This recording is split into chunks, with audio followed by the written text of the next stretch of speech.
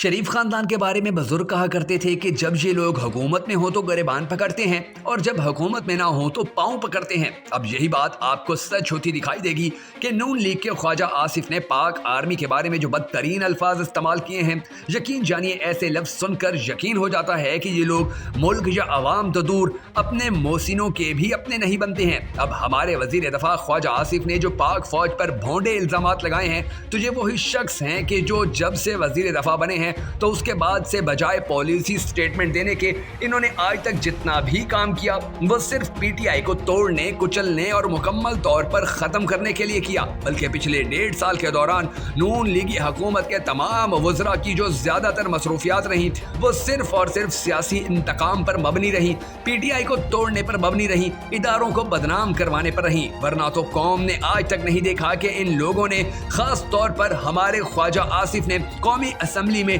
Senate में, floor of the house पर, press conference में, मीडिया टॉक में, टॉक शोज या इंटरव्यूज में पाकिस्तान के दफाई मामलात पर बात की हो, पाकिस्तान की सिक्योरिटी के हवाले से कोई संजीदा गुफ्तगू की हो, पाकिस्तान को दरपेश मसाइल पर तवज्जो दिलवाई हो, कोई पॉलिसी स्टेटमेंट या कोई फ्यूचर विजन दिया हो, ऐसा कुछ भी नहीं किया गया। इसीलिए हमारे वजीर दफा के सर पर सिर्फ एक ही भूत सवार है जिसका नाम लेने पर मीडिया पर पाबंदी आयद है। इनकी कभी तो कोशिश होती है कि ये अपनी तकरीरों से उसे लताड़ें और कभी ये कोशिश करते हैं कि पाक फौज को ऐसी बातें कहें कि जिसके बाद पाक फौज को कौम के आगे शर्मिंदगी का सामना करना पड़े। बहरहाल अब जो बयानात भी ख्वाजा आसिफ की तरफ से सामने आ रहे हैं वो बड़े ही चौंका देने वाले और हैरान कुन हैं, क्योंकि एक जानिब तो इन लोगों की हुकूमत जाने वाली है और दूसरी तरफ ये लोग एक बार फिर से फौज को प्रेशराइज करने के लिए पर तोलने लगे हैं। और इन हालात में हम सबको दुआ करनी है कि ए हमारे पाक परवरदिगार हमारे मुल्क के हालात पर रहम फरमा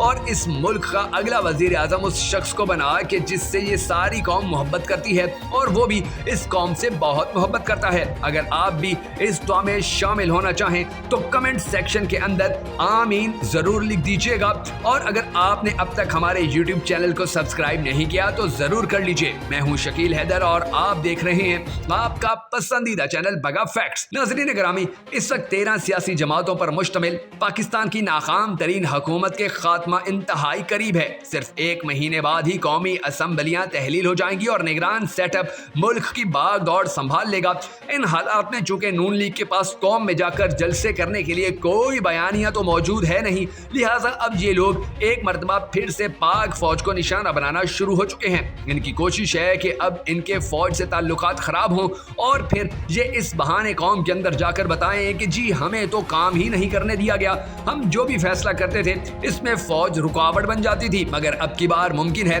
कि कौम इनके इस चूरन को खरीदने से इनकार कर दे और जिस अंजाम से ये लोग खौफजदा हैं वही अंजाम इनके गले पड़ जाए। ख्वाजा आसिफ ने हामिद मीर के प्रोग्राम में कहा है कि ये जो बॉसेस दफ्तरों में बैठे हुए हैं ये तो सिर्फ 2 या 3 साल के लिए हैं और इसके बाद हम इनसे पूछेंगे। यानी कि ख्वाजा आसिफ का ये जो बयान है, यकीन जानिए ये सिर्फ और सिर्फ फौज को बदनाम करने और फौज को धमकाने के लिए है, क्योंकि आप बड़ी अच्छी तरह जानते हैं कि इनके साथ कई वादे किए गए थे और इनको कहा गया था कि आपके साथ जो भी डील की जा रही है, जो भी वादा किया जा रहा है वो पूरा किया जाएगा। लेकिन अब हमारी इस 13 सियासी जमातों की हुकूमत को बड़ी अच्छी तरह अंदाजा होने लगा है कि इनके साथ जो डीलें और वादे किए गए थे वो पूरे नहीं किए जा रहे हैं और फिर इनके अंदर भी फूट पड़ चुकी है। मसलन मरियम बीबी को पाकिस्तान का वजीर आजम बनने का जो ख्वाब नून लीग और नवाज शरीफ ने देख रखा है वो मुकम्मल तौर पर चिकना चूर होता नजर आ रहा है, क्योंकि दूसरी जानिब आसिफ अली जरदारी ने अपने बेटे बिलावल भुट्टो को पाकिस्तान का वजीर आजम बनाने के लिए सर तोड़ कोशिशें शुरू कर दी हैं। और सिर्फ यही नहीं बल्कि इसके साथ साथ आसिफ अली जरदारी ने एस्टेब्लिशमेंट के साथ ताल्लुकात को बेहतर से बेहतरीन कर लिया है, जबकि नून लीग